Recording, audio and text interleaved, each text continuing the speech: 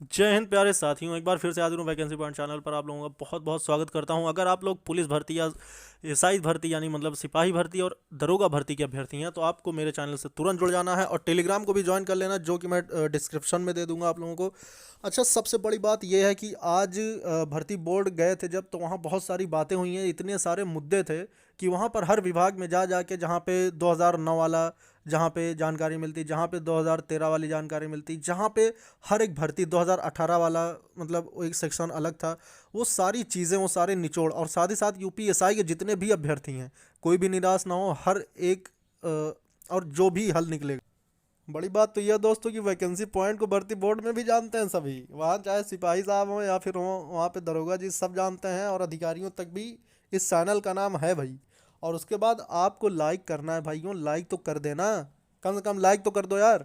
अभी तक नहीं किया लाइक, वीडियो देख रहे हो, चलो फटाफट लाइक करो सब लोग। और उसके बाद जो भी होगा सब समाधान निकलेगा, देखो पूरी वीडियो।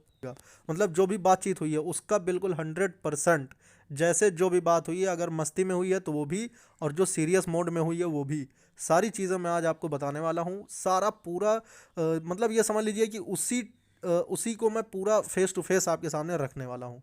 अब दोस्तों मैं आपको बता दूं कि सबसे पहले जो यूपीएसआई अभ्यर्थी परेशान हो रहे हैं कि उनका एग्ज़ाम का क्या हो रहा है, क्योंकि कल से एग्ज़ाम शुरू है, तो दोस्तों आपको बिल्कुल घबराना नहीं है। उन्होंने ये कहा है कि जब तक आपका आ नहीं जाएगा उसके बाद ही आपका एग्ज़ाम होना है, जबकि मैंने ये एक बार ये कह भी दिया।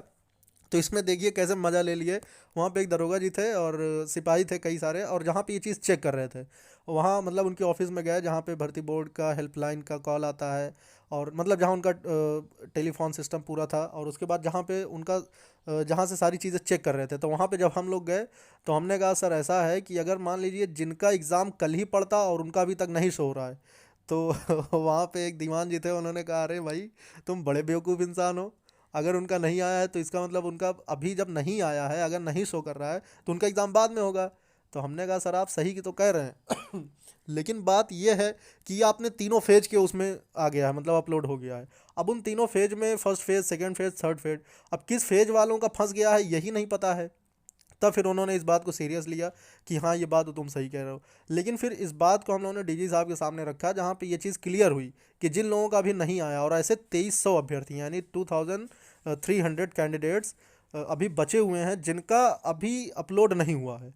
और उनमें कौन कौन शामिल है? जिनमें कोई थोड़ी बहुत फॉल्ट पाई गई थी, जिन्होंने 2 फॉर्म 4 फॉर्म अप्लाई कर दिए थे, जिनका 3 4 फॉर्म अप्लाई हुआ था, उनका जो लास्ट वाला फॉर्म अप्लाई किया था मेन, वो माना जाएगा। और ऐसे कैंडिडेट जिनका कुछ गड़बड़ी पाई गई थी और किसकी किसकी गड़बड़ी थी, उसका जो लिंक है वो मैं आपको दे दूंगा, उस वीडियो में देख लेना। और टेलीग्राम को अगर आप ज्वाइन कर लेंगे तो उसमें भी आप देख सकते हैं, मैंने सारी चीज़ें शेयर कर दी है। तो ऐसे कैंडिडेट का सारे के सारे जो भी बचे हुए हैं उनका आज शाम तो बोले थे, लेकिन आज शाम को एक दरोगा जी थे, उन्होंने तो साफ साफ कहा देखो भाई, अगर आज शाम कह रहे हैं तो आज का ना लेना, लेकिन 1 2 दिन में हो जाएगा। और जब भी होगा तो उसके अगले फेज़ में उनका एग्ज़ाम होगा।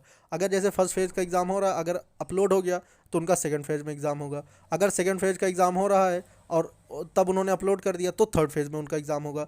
तो इस टाइप से उन्होंने ये चीज़ बताया था, और हमें उम्मीद थी कि वही सही बता रहे हैं, क्योंकि उन्होंने इस तरह से बताया था कि कोई भी काम हो थोड़ा तो लेट हो जाता है। अब उसके बाद यूपीएसआई वालों को उम्मीद करता हूँ सारा कन्फ्यूज़न दूर हो गया होगा। अब बात करेंगे भैया पुलिस भर्ती की। अब सिपाही भर्ती में ये चीज़ रहा कि सबसे बड़ी बात यह है दोस्तों कि सिपाही भर्ती में 2000, हमने एक दीवान जी थे, हमने उनसे कहा, हमने कहा सर मुझे पुलिस भर्ती का पूरा मतलब जान वो बात करनी है। सबसे पहले मैंने उनसे नाम ले लिया 2013, क्योंकि 2013 के अभ्यर्थी बहुत ज़्यादा परेशान थे, पूछ रहे थे, बहुत सारे अभ्यर्थियों का मैसेज आ चुका था, कॉल आ चुकी थी। तो इसलिए हमने पहले उनसे 2013 भर्ती का मुद्दा लिया। तो वो फिर हमसे मिलवाए 2013 वाला डिपार्टमेंट में ले जाके। तो वहाँ जब बात हुई तो उन्होंने कहा कि भाई मेरे 2013 वालों का तो कब का क्लियर हो गया। हमने कहा अरे सर बहुत सारे अभ्यर्थी हैं जो अभी उनका मेडिकल हो गया, उनका कोई रिजल्ट नहीं आया। तो उन्होंने कहा कि जब उनका मेडिकल हुआ था तभी उनको सर्टिफिकेट दे दिया गया था कि वो पास हैं या फेल हैं। तो अब इसमें बड़ी फिर कन्फ्यूज़न क्रिएट हुई। फिर 2009 वालों की बात हुई, फिर 2015 वालों की बात हुई, 2018 वालों की बात हुई। तो सब में उनका ये कहना था कि यहाँ से सारी चीज़ें क्लियर हैं, मतलब यहाँ उनका कुछ भी पेंडिंग नहीं बचा हुआ है, यहाँ से सब कुछ क्लियर है। अगर उन्होंने रिट दाखिल की है, जो भी किया है, अगर उनका वहाँ से आदेश आएगा तो यहाँ पे कोई भी कार्रवाई हो जाएगी। अगर आपको लगता है सीट खाली है तो आप रिट डाल दीजिए, वहाँ से जो आदेश आएगा यहाँ पे उसका समाधान किया जाएगा। अगर आप ऐसे पूछना चाहते हैं तो फिर ऐसे में सारी चीज़ क्लियर है। मतलब उनका कहना ये है कि सब कुछ क्लियर है भैया, जो पास था वो ड्यूटी कर रहा है, जो फेल था वो घर बैठा है।